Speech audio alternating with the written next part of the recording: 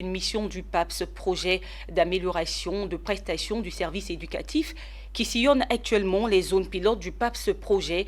Il s'agit notamment de Mankono et Odiéné, où des formations sont dispensées aux inspecteurs et conseillers pédagogiques de l'enseignement de base.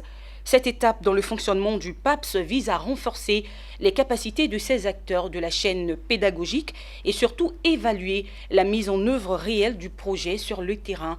Le compte-rendu de Emmanuel Bonzo, Ismaël Doza et Issa Badini. Le ballon est jaune. Les ballons sont jaunes. Le bébé est gai. Les bébés sont gais. À l'unisson, ces apprenants répètent le mot exact correspondant à l'image brandie par le formateur. Eux, ce sont les inspecteurs et conseillers pédagogiques de l'enseignement préscolaire et primaire de la région du Kabadougou. Ils sont en situation d'apprentissage des bonnes pratiques en matière de lecture, écriture au CAFOP d'Odiéné. De nouvelles approches d'enseignement pour apprendre à lire et écrire aux élèves mises en œuvre depuis 2018 par le PAPS, projet d'amélioration de la prestation des services éducatifs.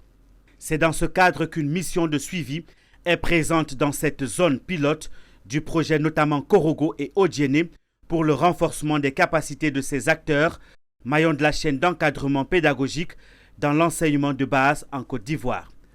Le PAPS a décidé de systématiser l'enseignement. Tout l'enseignement, le PAPS a décidé de le systématiser. Dans le cas de la décodabilité, on a dit que ce signe-là se lit Do. Et quand le maître écrit Ni et qu'il met Do, puisque nous avons dit que ça doit être prononcé, il est censé prononcer ça Ni Do. Mais le maître vient, anciennement, il vient, il dit Ni. Mais il n'explique pas aux élèves pourquoi il dit Ni. Il dit foulard. Il n'explique pas aux élèves pourquoi ils ne prononcent pas le D. Il dit motard. Il n'explique pas pourquoi le Do ne se prononce pas et il continue. Ça crée un blocage sur les élèves et puis parfois d'autres décrochent carrément. Donc, nous avons décidé, dans le cadre du projet PAPS, de donner des cours systématiques là-dessus les mercredis.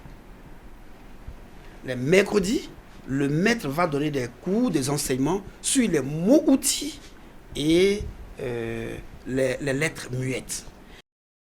À l'aide de supports décodables et de cas pratiques, les IEP et CPP du Kabadougou et du Poro s'approprient les outils afin de mieux comprendre leur impact dans les classes de CP1 et CP2, les niveaux de base dans l'enseignement primaire où s'implémente le PAPS. Ce projet, aux résultats notables dans les écoles bénéficiaires, va s'étendre la rentrée prochaine 2021-2022 à la classe de CE1.